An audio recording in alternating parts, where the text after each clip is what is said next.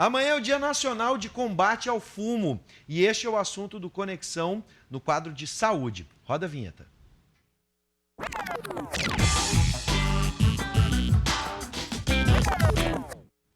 O médico pneumologista e professor da UBRA, Roberto Tonieto, está aqui com a gente para conversar sobre o cigarro. Boa noite, doutor, tudo bem? Boa noite, Perdigão Bives, agradeço o convite e cumprimentos aos nossos telespectadores.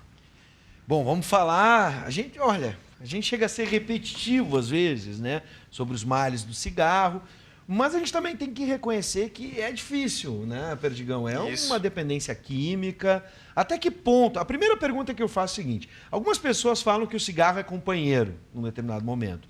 Outras pessoas falam que não conseguem se livrar pela dependência química. O que atrapalha mais? É essa relação amorosa com o cigarro, ou a dependência química, ou as duas coisas ao mesmo tempo? Os dois pontos que tu colocaste estão absolutamente corretos. Existem dois componentes relacionados ao hábito, ou ao vício, ou ao tabagismo, né, propriamente dito. O primeiro deles é químico, é a substância. E das drogas, sejam lícitas ou ilícitas, o tabaco, como lícito, é o mais vendido no mundo. Causa dependência. É a segunda droga, inclusive, que causa mais dependência. A primeira é o crack, né? A segunda é o tabaco. E a segunda questão é a questão mais social, mais afetiva, é a relação íntima, né, do fumante com o seu cigarro. Cada pessoa tem uma bagagem de vida, cada pessoa tem uma formação e cada pessoa inicia, digamos assim, o tabagismo geralmente no final da infância ou início da adolescência e tem uma relação muito pessoal com o cigarro. O que nós temos que fazer é tirar o cigarro da vida da pessoa e não tirar a pessoa do seu convívio social. Então, a cruzada que se faz não é contra o fumante, sim contra o cigarro. Bom, nessa semana nós falamos aqui sobre o programa de descarte de bitucas, que é o Poa Sem Cigarro. E os problemas que as bitucas, né, causam para o meio ambiente e para as outras pessoas, porque é tóxico, né, tem substâncias tóxicas nas bitucas. Agora, para o fumante, quais são os malefícios, doutor? Os principais deles são relacionados à morte prematura por doença cardíaca. A gente cita então o infarto, né, do miocárdio, do coração, os derrames em suas diversas formas, as doenças respiratórias crônicas, a gente coloca o enfisema, a bronquite crônica, o aumento de risco de determinadas infecções, a pneumonia, então a pontada aumenta a chance no fumante. Alterações do tipo também tuberculose são favorecidas pelo tabagismo. Cânceres de diversos órgãos e não só de pulmão, da boca, não só dos locais onde a fumaça passa. Inclusive outros órgãos também são afetados pelo cigarro. Bom, essa era uma pergunta que eu ia fazer, porque sempre quando a gente pensa no cigarro já vai remetendo direto ao pulmão. Qual o outro órgão mais afetado pelo cigarro, para a gente ter uma ideia? Os principais órgãos são justamente aqueles responsáveis pela maior carga de mortalidade na população.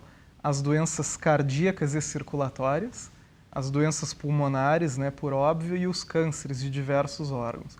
Mas eu diria que ao menos 50% a 60% das mortes no mundo evitáveis são decorrentes do uso crônico, né, de cigarro ou de assemelhados. Sim. Só um dado aqui, Perdigão, que a gente tem: pelo menos 5 milhões de mortes anuais em decorrência do cigarro, segundo a Organização Mundial de Saúde. 5 milhões. E olha só, uma pergunta, doutor, o tabagismo já foi um status, né? Fumar era um status antigamente, hoje em dia já não há mais tanta publicidade, embora a gente consiga ver em novelas e alguns filmes, principalmente fora do horário ali, determinado pela lei, de atores fumando, tá? Mas deixou de ser um status e uma porta de entrada também para outras drogas, a gente pode falar assim? Como é que o fumante hoje é visto pela sociedade? Então, o status, né, relacionado ao tabagismo, ele mudou muito nos últimos 20 ou 30 anos. Não é um comportamento permitido em muitas situações, em locais fechados ou mesmo em aglomerações de locais abertos. Muitas vezes existem leis, né, que se proíbem o tabagismo. O incentivo ao tabaco já partiu, inclusive, do cinema, dos patrocínios esportivos, das próprias entidades de saúde que, num passado distante, recomendavam o tabagismo. Se notou a partir dos anos 50 e 60 que estava absolutamente equivocado. E a partir, então, de meados dos anos 60, começaram as medidas e as campanhas do ponto de vista populacional contra o cigarro. Então, mudou muito a perspectiva do tabagista em relação à visão da sua família ou da sociedade que o cerca. Bom, eu tenho uma pergunta sobre tipos de cigarro. A gente tem um dado também aqui interessante que praticamente toda semana aqui no programa a gente relata apreensões de cigarros falsificados, contrabandeados, especialmente do Paraguai. Né?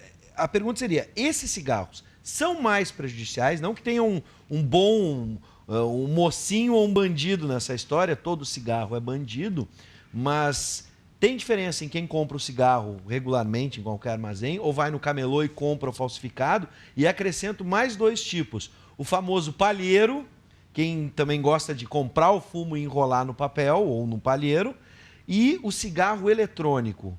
Ele é melhor do que os outros? Para que ele serve, né? Bom, respondendo, Bives, o questionamento, o cigarro contrabandeado ele não tem controle, ele não tem regulamentação.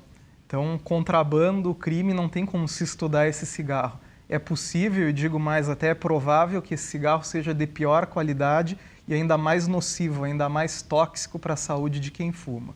Em relação às outras formas, né, de tabaco que comentasse, o fumo de corda, o palheiro, o cigarro enrolado feito em casa, ele não tem filtro.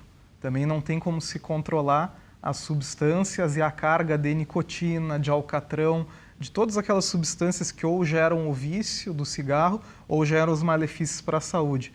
Se estima mais ou menos que um palheiro tem uma equivalência a 7 a 8 cigarros industriais.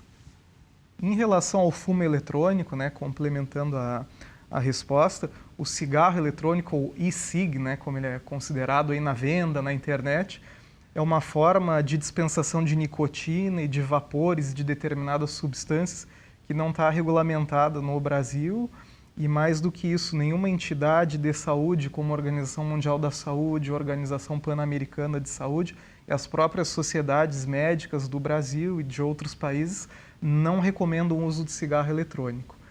Causa malefício para a saúde, não faz a pessoa parar de fumar. Nossa, eu estou chocado, porque muita gente tem usado o cigarro eletrônico como alternativa no tratamento para evitar, né, o cigarro. Aliás, ele é vendido com essa, É verdade. com essa publicidade. Né? Exatamente. Agora, teve um ginecologista aqui no programa nesse mês, doutor, que falou sobre os malefícios do cigarro na gestação. Mas o homem, e a gente sabe, né, daqui a pouco a gente pode falar mais sobre os malefícios para os filhos, né? Mas para o homem também pode causar impotência sexual? Exato. Então, além de toda aquela gama de doenças, né, que comentamos, do coração, do pulmão, dos cânceres, demais órgãos, demais sistemas do organismo acabam sendo afetados. O cigarro, ele obstrui a circulação, ele altera a circulação de sangue, né, do nosso corpo. E a região genital, por exemplo, a região do pênis, acaba também sendo prejudicada. Então, a ereção, né, o ato sexual fica prejudicado muitas vezes nos pacientes que desenvolvem doença circulatória relacionada ao cigarro de longa data. Vamos falar do fumante passivo e vou pegar o gancho na pergunta do Perdigão. Tudo bem, a mãe parou de fumar durante a gestação, mas o pai continua fumando.